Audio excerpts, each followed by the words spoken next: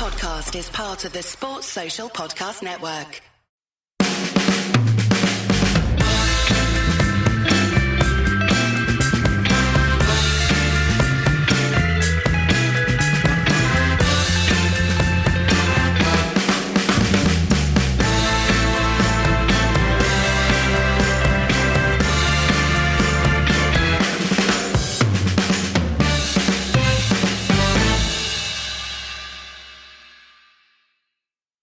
Daniel, who'd have thunk it? Jonny Evans, 200th appearance for Manchester United, match winner. Well, almost. Yeah, he played well, didn't he? I mean, he did. It was one of those games where United were 5-4, were 5-4 on to win this game, which felt like very, very generous odds because these kind of games, I didn't expect it to be pretty, and it wasn't, but they're usually those kind of games. They're usually decided by quality in the end. You sometimes lose them for sure, but it's that additional bit of quality that usually settles those. And that was what United found. I mean, there wasn't a lot else. And in some ways you could say, well, it was a bit despairing given how shit it was. But at this stage of proceedings, any kind of win, because if we can beat Palace in the next couple of games, and all of a sudden there's a bit of momentum building. It feels good again. Yeah, we're not as bad as we looked in that game. Yeah, look, Burnley had a lot of the ball, didn't they? And I guess they've gone from... Has any team done an about-face so quickly from Sean Dyche to tiki-taka? Arsenal. We're all encouraged to forget about this, with the guardians of style on their moral high ground, that for 100 years of their existence, they stuck the sport out. George Graham to Arsene Wenger, yeah, and even before that, Terry Neal, like the double team, they didn't play good football. I mean, I say it like I saw them, I didn't, but they didn't score many goals, and by far the least good team to ever win a League and Cup double was them. Yeah, we'll get on to Arsenal in a bit, because they're kind of interesting at the moment. But yes, United didn't play particularly well, but they did at least defend well. I guess helped by Burnley having a couple of their better sort of attacking players out of this game, and good, right? Because a back four of Dalot, Lindelof, Jonny Evans, and Sergio Reguilon should give nobody confidence ever. But they did well overall. So. But that's one of the things, really, isn't it? That when people are bitching about this team, and I don't mean people like us, although because they're forgetting. We're part of the bitching sometimes. Yeah, we are doing the bitching, but you always try and qualify. United are missing all four of the first choice back four. Yeah. And in that circumstance, you're going to see a difference. I mean, I think we saw it particularly in the first half in the way United tried to play out, where I think the game I just felt so dull because when you've got a team that's trying to build and from the back and can't really, versus a team that doesn't really want to press them because they're scared of the space in behind, you get the kind of dreadful game that we saw yesterday. But I guess I hope that chance where Brentford hit the post sort of mark the changing of the muzzle, because we have had not a lot of that this season. And yeah, sure. Football is a chaotic game, and over the course of a season, the best side will win the league because 38 games is enough to account for that chaos. But after 6 games, United have been on the wrong side of that chaos way more times than on the right side. And it feels like it's been reflected in results that haven't massively reflected the way the game, the flow of the games that we've seen. And that's not to say United haven't been wank, they have. But they're capable of better than this. And they have, in fact, been better than 3-1 to Arsenal, 3-1 to Brighton suggests, I think. You can be wank and unlucky, and United have definitely been unlucky in these first few games. I mean, in fact, during this game, Jonny Evans' header before the actual winning goal was ruled out because Rasmus Højlund was stood in front of the keeper. But then I think back to just a couple of weeks ago, and Manchester City player stood in front of the keeper, goal was okay. We've been on the bad side of like VAR handball decisions this season. Yeah, we massively got away with one against Wolves. So now the world must correct itself. But it felt like it did against Tottenham because that went on for a week. The tedium of discussing that, but I don't think I agree with what you say about the City goal because that was just an egregious error. So I'm not sitting here going, well, you made cat balls up, so why can't you make us the balls up too, dickhead? It's actually that when the original header comes in from Evans, because Højlund is in an offside position, but he's not offside until the header. And when it's second phase offside, right? So. Yeah, and when the header is won, he's not offside. So actually, I think that was a mistake because Højlund's moved by then. But yeah, I guess we got there in the end, and I mean, disallow that, dickheads.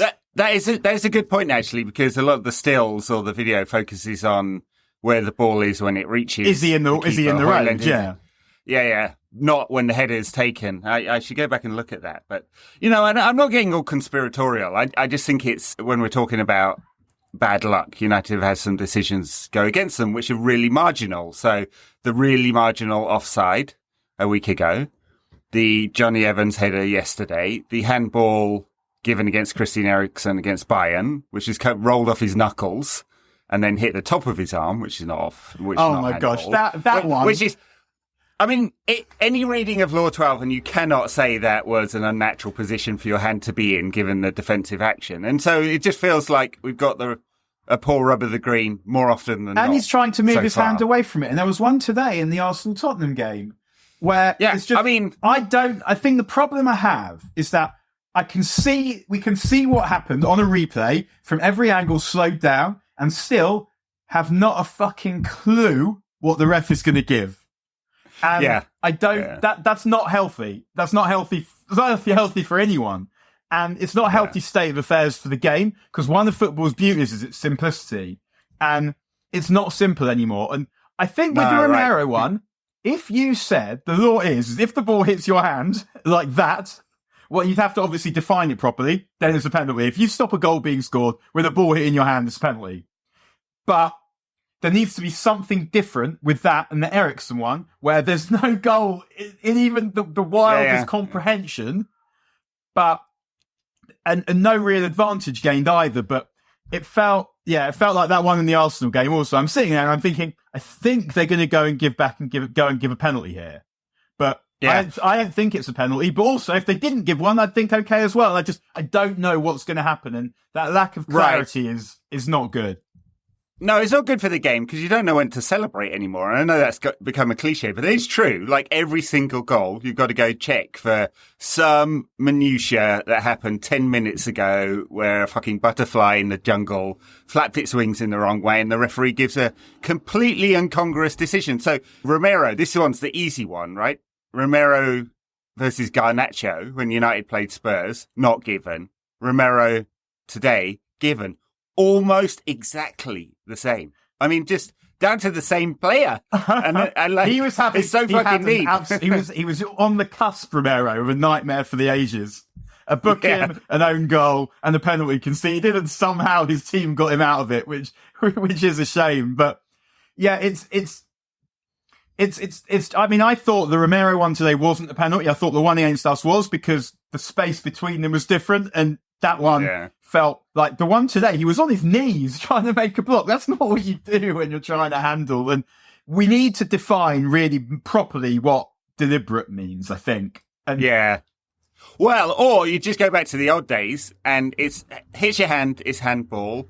And I think the thing that makes it so egregious sometimes is the fact that penalties are given. So like the one given against Christian Eriksen, which it shouldn't be a tight game versus Bayern because they really battered us, but it's effectively a match-winning penalty for like we're well down the road of other events having to happen before that's a goal, right? It's not even, it's a low XG chance. I mean, right? and that's lot of other stuff happens. Even bearing in mind United's propensity for consecutive errors.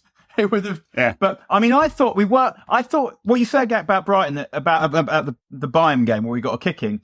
It wasn't even at that point of the game. It wasn't like that. Like we were the better team for 25 minutes? 20 minutes. Yeah, missed a really good chance to score. Well, two good chances in that one passage of play. Pelistri and Eriksen where we don't score. Then obviously we toss one in and immediately concede another one afterwards. But then we start the second half well and score.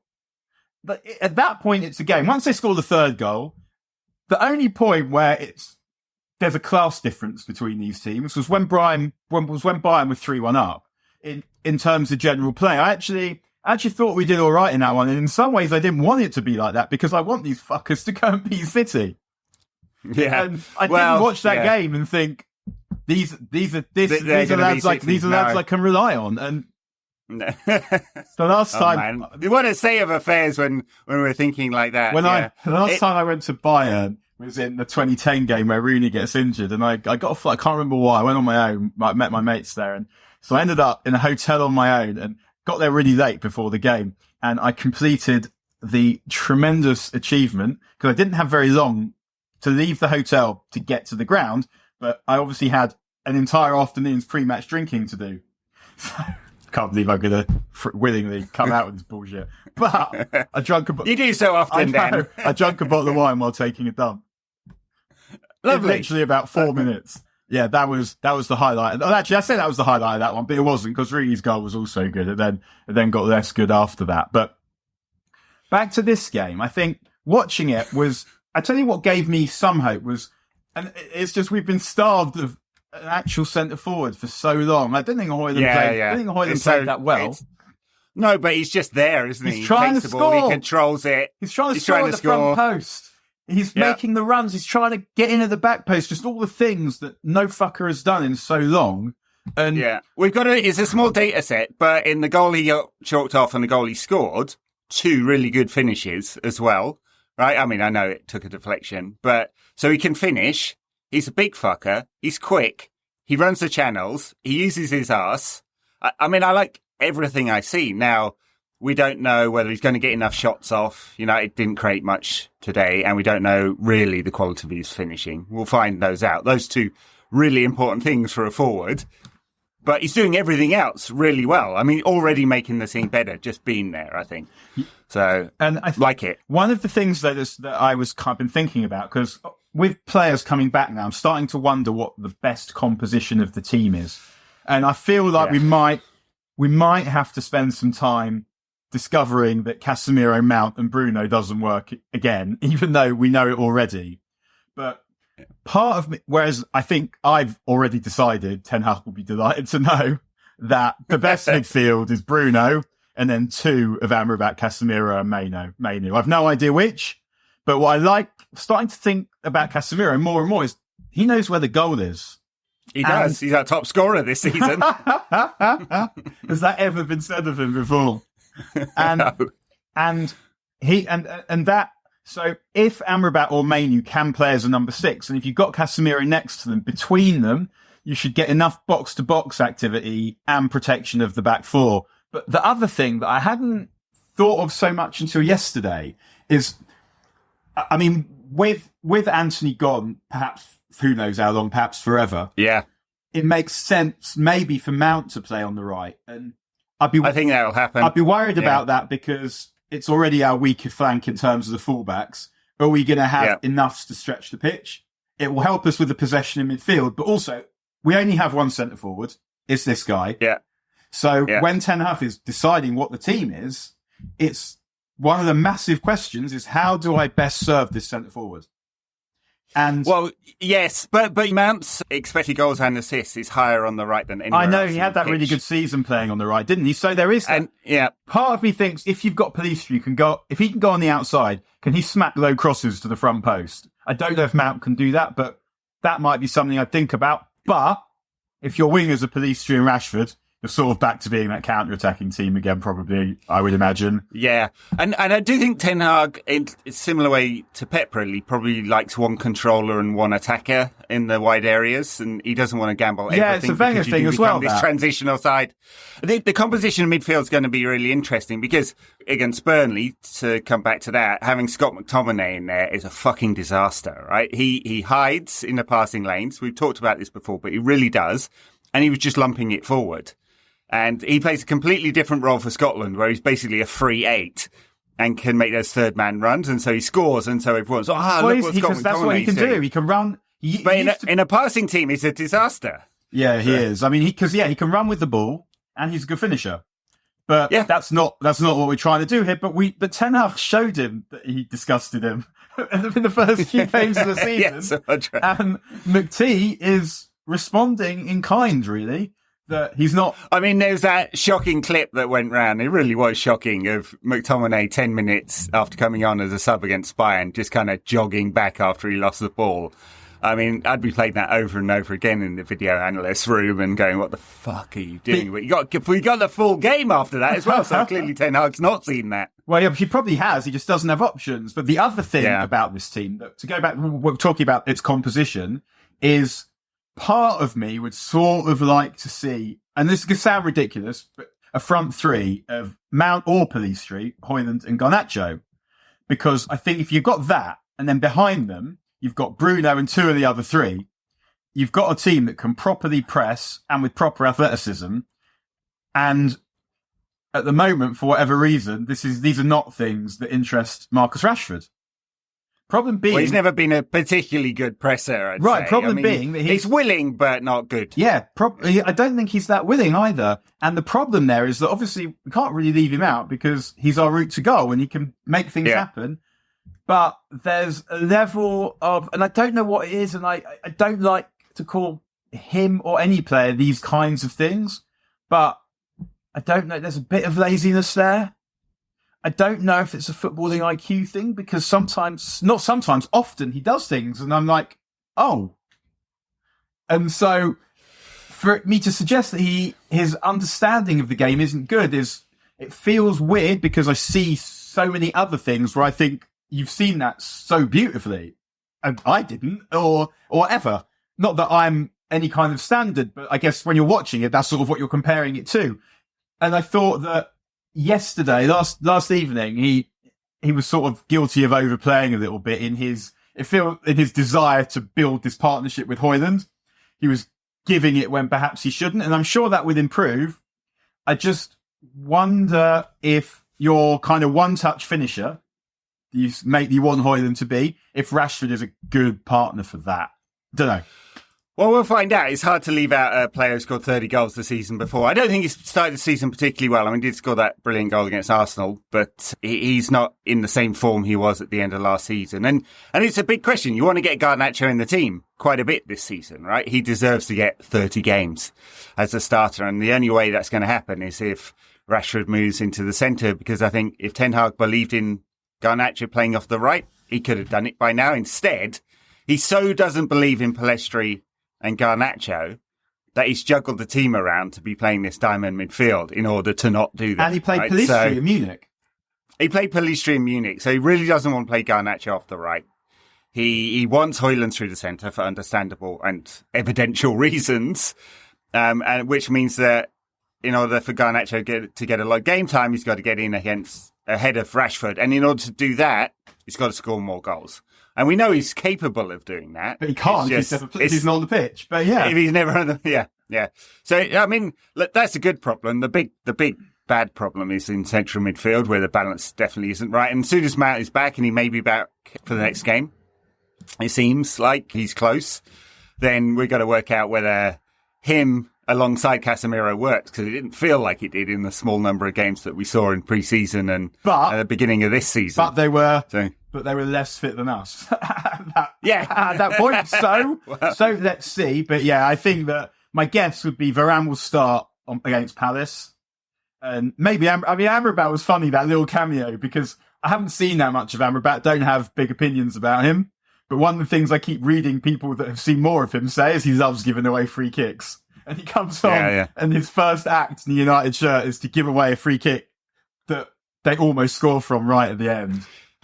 He does. He actually doesn't defend that much. If you look at the data, I think that's partly because Fiorentina have a lot of possession last season. They do, yeah, but like over his career as well. But yes, it's true. I mean, Fiorentina's a team at 60% possession, so it does skew the stats one way. But we'll see. I mean, he came on, basically played left back, didn't he, against Burnley? So we'll see whether he starts one of these games. I mean, he may well start in the EFL Cup, because we've got 2 games against Palace coming up, haven't we? Back to back. Yeah, I mean, if he wasn't fit for much yesterday.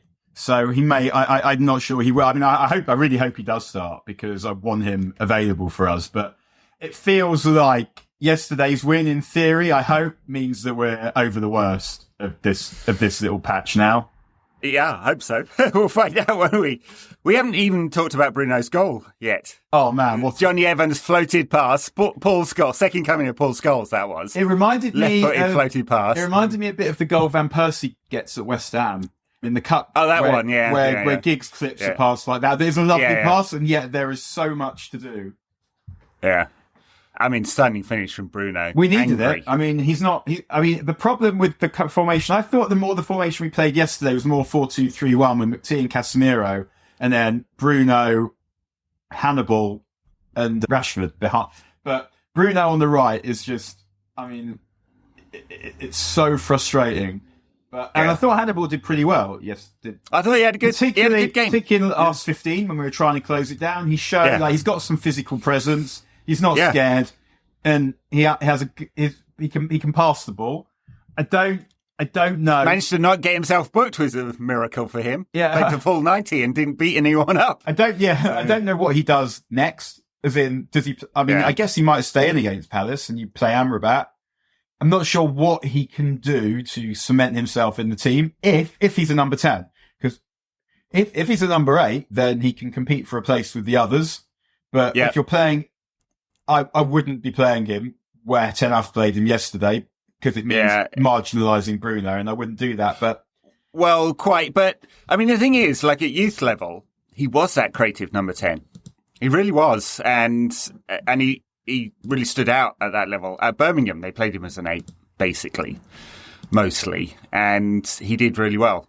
So, and the things that have shone so far are not at the creative part of his game when he's come into the full team, which is odd. The things that have stood out are the fact that he's willing to kick people and run, which is all good qualities. So because at that point, it just did, like that point at Anfield, it just didn't matter what happens. There just needed to be at least some violence. Because there's nothing he was going to be able to do. And don't get me wrong, I'm fully in favour of violent players, and I like that side of his game. And sometimes, and especially this United side, really needs someone willing to do that. So I don't see any downsides in him getting some game time. He's getting it because there's a lot of injuries, but I don't think he's not in Ten Hag's thoughts. Otherwise, he'd be out on loan again. And he's doing all right. I mean, back to the goal. Obviously, Van de Beek. I'm sure there are people on Twitter that are convinced that Van de Beek would have smashed that into the top corner and off the bar. But also, it was noticeable after the game. Bruno gives the man of the match award to Evans, who was visibly touched in another act of pathetic captaincy by someone. Everyone who doesn't know the people involved is convinced is hated by everyone who plays with him. Well, it's a bit like that with Roy Keane as well. It's a bit like that with Roy Keane. That because of like the shouting and stuff, they thought that the other players hated him. But I've never heard anyone who played with Roy Keane for United think that he wasn't the top bloke. Yeah. No, that's right. Look, Bruno's a great captain for me. He does all the things you need to. Yes, he moans and bitches a bit, but so what? He's our moaner. He's setting the standards. So, yeah. And he wants the standards to be high, and that was an absolutely fabulous finish. He's wasted the best years of his career playing with wankers. Let's not forget that. That must be aggravating. I would be aggravated. I mean, I'm doing it here right now. No, I'm joking. I thought he had a good game, actually. I mean, relatively speaking, from the right. But once we get him slipping balls between centre-back and full-back for Haaland. Not Haaland, fuck off. For Hoyland. Wow. Freudian slip there. You're expecting a January transfer, are you? Yeah, exactly. But of whom to where? Couple of odd things I noticed in that game. One was Vincent Kompany wearing, probably some kind of display baseball cap, like one of those massive ones that you see on like toy animals or whatever, that are like double the size. Well, he does have an unusually large head. Yeah, with a suit, a shiny suit, and a white t-shirt underneath. And the other one was they cut to Jay Rodriguez talking to some other no mark on the touchline, and he's covering his mouth.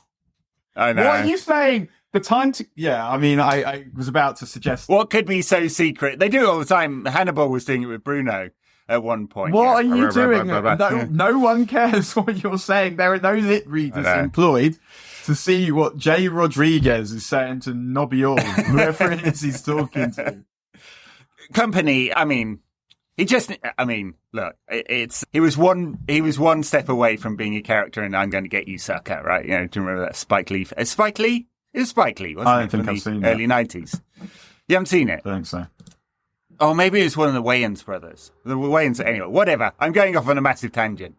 I wasn't a big in favour of that look, but Ten Hag has done T-shirt and suit. We're going to spread the criticism around on that one. Interest balance, we counted him off for that. That's true. But, oh man, I would love Vinny's Burnley to play their gorgeous football and lose every game. I haven't got a lot of sympathy for them. There was actually, on a more serious note, with Burnley fans, there was that clip going round of that one Burnley fan uttering a lot of racist abuse at United fans. It's still in there. I mean, they are the crowd that held up the White Lives Matter banner as well. They had an aeroplane of some sort, didn't they, as well? Yeah, and they booed Raheem Sterling. Yeah. Why are you doing that exactly, lads? Like, what is Burnley's history with Raheem Sterling? None. Yeah. All right. Well, that was a victory when it was desperately needed. So I just hope, I hope, like you, that we're over this hump now and we can move on from the perpetual level of crisis we seem to have been in at the beginning of this season. A lot of players coming back. Obviously, we're not going to get Wan-Bissaka, Shaw or Malacia before the end of the year. Sounds like Mainu is back in training, though, in some fashion. So he may be back sooner. Who else is out? We've got Mount coming back probably next week. Amrabat's back. Varane was in the squad yesterday. It's getting there. We're nearly there because also I feel like Reguilon is doing better than we probably thought he would. And I guess it was partly just because he was crap at Tottenham, but he was good for Sevilla against us. And going forward, we're still missing that final pass or shot, but he's a willing runner going forward, and he's good. He's good at it. It means that we're not missing Shaw in an attacking sense. He did get himself out of position for, was it Arsenal's goal?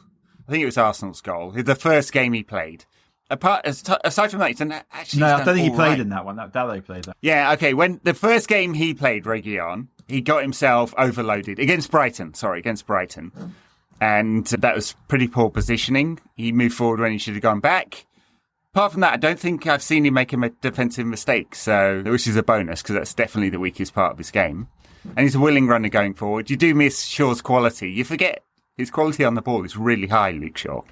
He's become a really good player. So yeah, he's not. But it's Reguilon has. He's filling in a gap there. Reguilon has like a bit of explosion, I think, that Shaw doesn't have. Shaw's a really strong runner with the ball, but I don't like. There's just a bit of gas that Reguilon has in the first few strides that I think Shaw doesn't have.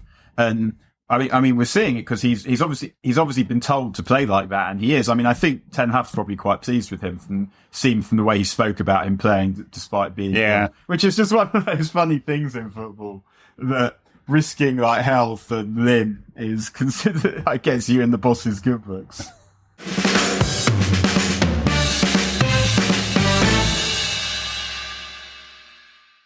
The podcast is supported by you, our listeners, at patreon.com/NQATpod. We do a weekly show talking about stuff from around the world of football. You can also get the full pod in video version there. And for higher tiers, there's merch for backers. Patreon.com/NQATpod.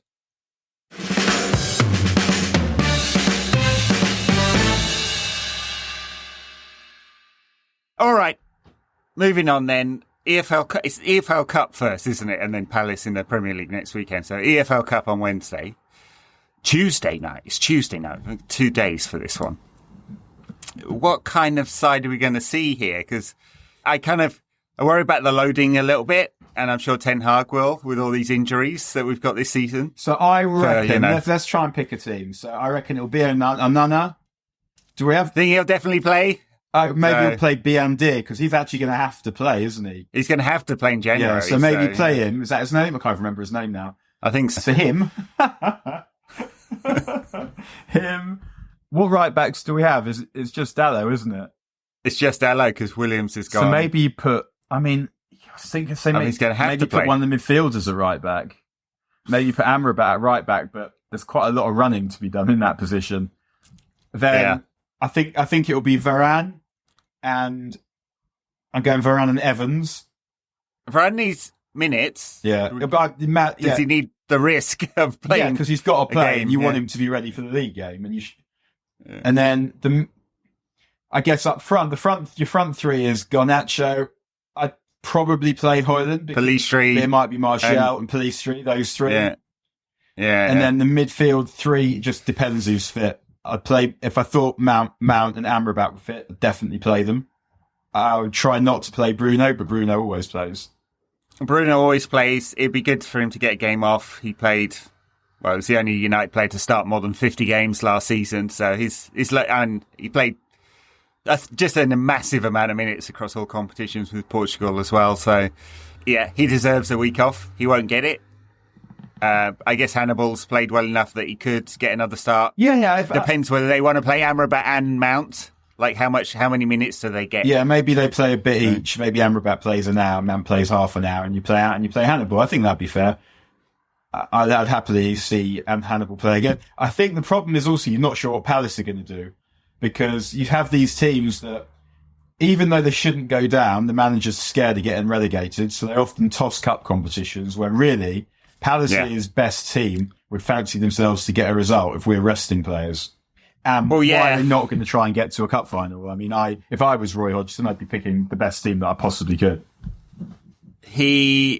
It's kind of interesting because they went through this transition of bringing a lot of young players in, didn't they?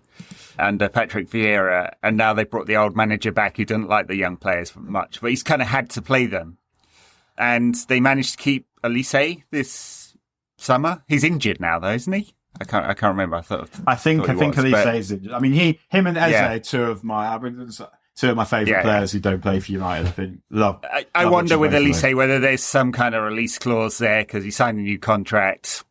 I presume so. I'm sure all of them are looking at Wilf Zaha and wondering, like, do we want to piss our careers up the wall playing 10 years for Palace? I'm sure they don't if they're good enough to go elsewhere. And Elise and Eze are definitely good enough to go elsewhere. I'd be looking very carefully at Elise if we're going to sign a right winger. He's a lovely player. And of the profile. It kind of depends whether we've got any right wingers left at the end of this season. Plenty in the boardroom. Oh, yeah, undoubtedly. Perhaps in the manager's office as well, who knows? Any of them come out and support a Russell Brand? I mean, it's a signal. Yeah. That one's not finished either. There's a couple of others that they're coming for. Yes. Apparently with him, yes. I was listening to another podcast with another comedian who's like, yes, this is an open secret. Who's like, but not these ones. Yeah, the next one will be unsurprising, and the one after that will be very surprising. Right. Awesome. What a lovely world we live in. Fucking state of affairs, isn't it? Oh, man. Unbelievable. Yeah. All right. Maybe United have moved on. This is an awkward segue, isn't it? Maybe United have moved on from their fucking state of affairs by actually winning the cup. Because another loss, even if it is a second string and the stiffs playing, just goes straight back to this crisis narrative. You just want some momentum. Agree. Yeah, it happened with Ole. It happened. Do you remember we with Ole in his last season? We lose to West Ham in the League Cup in not disgraceful circumstances. There was a ridiculous penalty that we didn't get with Noble and Lingard, maybe. But they lose, and it's just the momentum just aborts immediately. And we won. We're not defending champions. Can't be champions of the League Cup. We're the holders. Let's say that we're the holders, and it's just you just need to keep the good vibes going. And you see it with Tottenham. We gave Tottenham their good vibes. We injected them with pure, uncut good vibes. And now look, I mean... And that vibes have continued, yeah. I don't know. That's one for the Football Clichés pod, isn't it? Can you be champions of a cup? You cannot. Can you be Champions League champions? You can be European champions, sure. You can be European champions. I'm sure West Ham are singing about being European champions as well. European champions are the clubs no one's ever heard of. Oh dear, poor West Ham. And mind you, when we won the Winners' Cup in '91, no one was going, "Well, this is a third-tier European competition." But it wasn't the Conference League. It was a thoroughly reputable competition between consenting adults. Who did we play in that year's tournament? We didn't play anyone decent until the final. We played Montpellier, then Wrexham, then Montpellier, then Legia, then Barcelona. Which that was brilliant, the Legia game, because the last four was United, Legia, Barcelona, and Juventus. Yeah. We get Legia. My dad was actually in Warsaw for that away game, but I was leading a school trips of concentration camps and shit, so he couldn't go. Kids, you go see Auschwitz on your own. I'm off to see famous Man soak it all United. up. I'm off to see United. Yeah, yeah. He did once take a group of kids to a game between England and Israel in Ramat Gan that was 0-0 and some of the worst rain you'll ever see. But he couldn't quite schlep them to Legia away. Fair enough. Wow, early 90s nostalgia. You are better at this than me, than remembering who we played in each round. Wayne can do like each of the league games for the last 50 years or something, and remember who we played, who was in the team, how many minutes they got at left back or whatever. Yeah, I don't. Yeah, it's so strange the way the memory works. I mean, I can do old stuff. I'm not very good at current stuff though. Games I've been to. I went to a ridiculous amount of games in the early to mid 90s, like home away, loads of stuff, doing stupid stuff like sleeping in parks and like. There's a few anecdotes to that one. But almost all of it involved a heavy amount of drinking, which I think, in retrospect, was not good because the football's kind of fuzzy. Yeah, I mean, I guess I started noticing it in the Moyes years. You kind of think, actually, good football's pretty antisocial. Because we just spent like the Moyes and the Van Gaal years just like gassing to each other at the game because there was fuck all going on the pitch. And going on the pitch, yeah. I've been going with you for 10 years, think I know you much better after a year of Moyes than I did previously. All right. Well, you know what, Dan? We don't have a single crisis to talk about this week. Well, not a new one. I guess, yeah, there's just the ongoing rottenness of the leadership. There's the ongoing rottenness, but and we know nothing about... Although he didn't say anything about Greenwood or Anthony this week, Ten Hag, but he did talk about Sancho in this, like, the most dismissive terms. He said it's up to him. He won't be playing with us today. And he was just like, fuck off, basically, well, I guess in his dismissiveness. That's personal. I mean, he can't say too much about Anthony, I don't suppose. But also, if it's Sancho's personal, like it's the Sancho situation is directly between those two. And I mean, who knows what Sancho's game is, but it feels if this goes much longer, he's never going to play for United again. No, I mean, at this point, some will say he's barely played for United till now. As it is, someone's ego is going to have to go, and the manager can't do it because he'll lose all credibility. Because he's the manager, And even if someone is leaking, though, because there was a series of stories in the midweek about people don't like players, and we got this during the Ollie crisis years as well, and definitely during Ragnick. Like, so who is the leaker who's putting out stories from within the dressing room? Players aren't happy with the manager's discipline or his how strict he is and stuff like that. Right? There was a bunch of stories midweek about this. So someone is talking.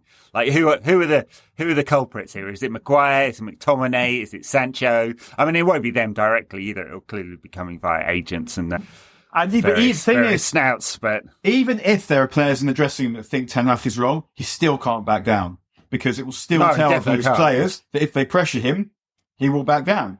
And there's been enough of this bullshit in United in the last few seasons. Yeah, you've got to let the manager. You've got these decisions are up to the manager, shouldn't be up to the club.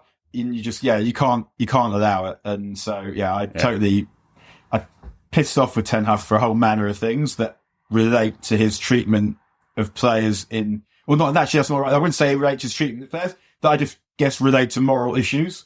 But in this one, there may be stuff that's gone on that we don't know about. But as far as the stuff that we do know, you've got to back Ten Hag. And when Ten Hag has ultimately done more for United than Jadon Sancho has as well. So here we are. I mean, undoubtedly so. Yeah. I do wonder which one of them was. I mean, he talked about no good culture, and clearly he's done a lot to address that. It's interesting that a few of the players who've left United are now like in the dole queue, not literally, metaphorically. Although you never know. Jesse Lingard without a club, David De Gea without a club, Phil Jones probably unsurprising, without a club. None of them announced their retirements, though. So, although there was a story this week that said Dave might retire if he doesn't find a top club, and he's rejected the offer from Saudi. I kind of think with Dave, he's had such a long career, good career, and I know he wasted a lot of it at United during peak Dave years, but he's got so much money. Why doesn't he just, if he wants to go back to Spain, why doesn't he just pick a smaller Spanish club? Why? What's the harm in doing that? Dropping down a level? Who knows? So, who knows? I don't know. All right, guess that's it, folks. Patreon backers, patreon.com/NQAT pod for the extra show. Also, I've been putting up the videos, so if you want to see me, Dan, Wayne, Tom in person, or at least in video, you can see us there, the whole show, and you can see Dan currently horizontal, having a stretch. I'm not horizontal. As he likes to do. Yeah, I am. Yeah, I sitting still, not a forte.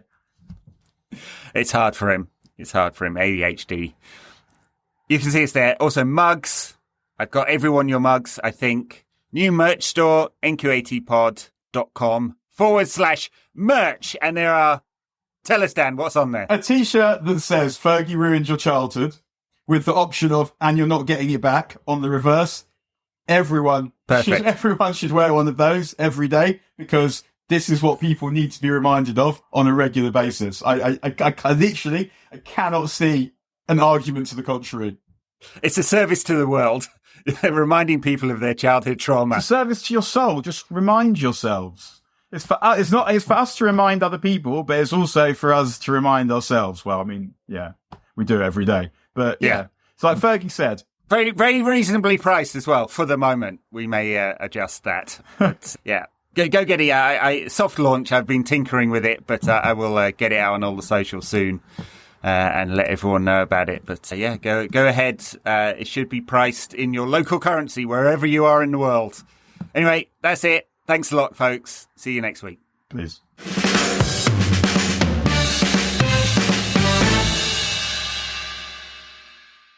We've just launched our new merch store at nqatpod.com/merch. There's a few items on there. T-shirts, mugs, bucket hats, and so on. nqatpod/merch.